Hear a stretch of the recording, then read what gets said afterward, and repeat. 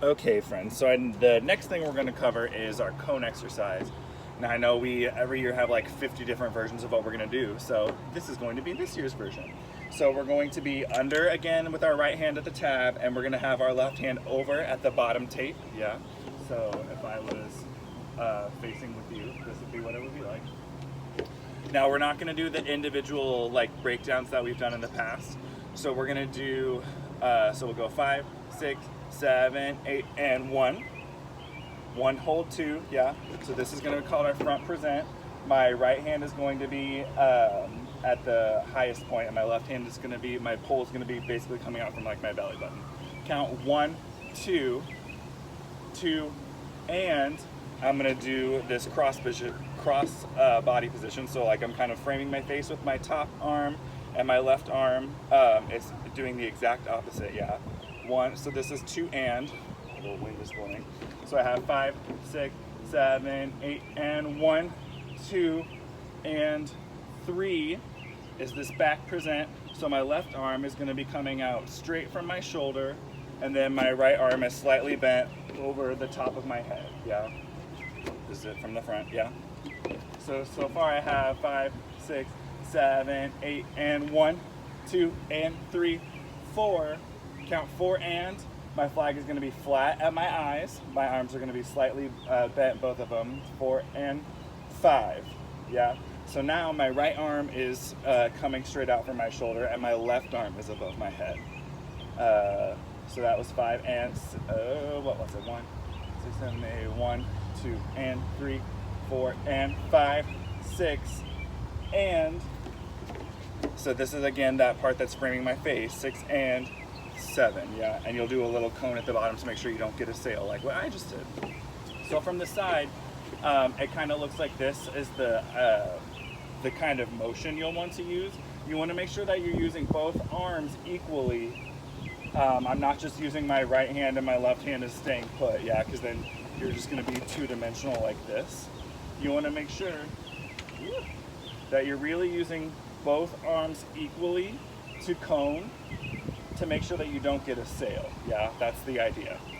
So that we'll do that for 2 16s. So I'll go ahead and do that now from the side. Ready? 5, 6, 7, 8, and 1, 2, and 3, 4, and 5, 6, and 7, 8, and 9, 10, and 11, 12, and 13, 4, and 5, 6. I meant 2 8s, not 2 16s. That's my bad. So we'll do 1 full 16 of that, and then from there, after I just hit 3rd, 4th, 5th, 6th, we're going to do our consecutives.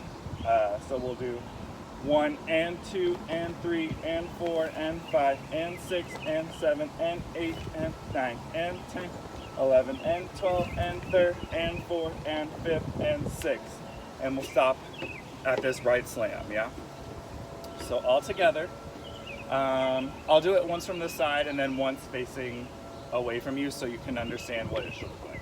So I'll have 5, 6, 7, 8, and 1, 2, and 3, 4, and 5, 6, and 7, 8, and 9, 10, and 11, 12, and 13, 4, and 5, 6, and 1, 2, 3, and 4, 5, 6, 7, and 8, 9, 10, 11, and 12, 13, 4, 5, and 6.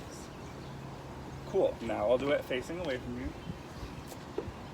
So I have 5 and 6 and 5, 6, 7, 8, and 1, 2 and 3, 4 and 5, 6 and 7, 8 and 9, 10 and 11, 12 and 13, 4 and 5, 6 and 1, 2, 3 and 4, 5, 6, 7 and 8, 9, 10, 11 and 12, 13, 4, 5, and 6.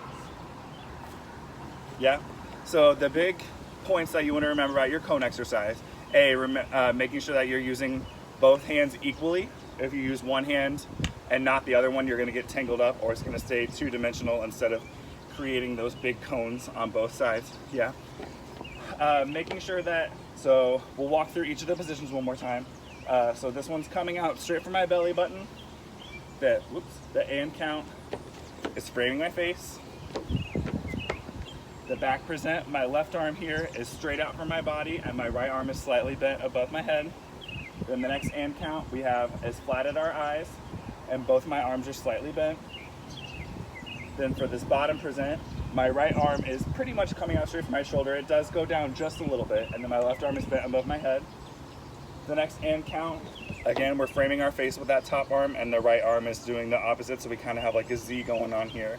And then we have our final right slam to end the set. So when our right slam like this at the end, we want to make sure that we have a nice tight shoulder hip angle.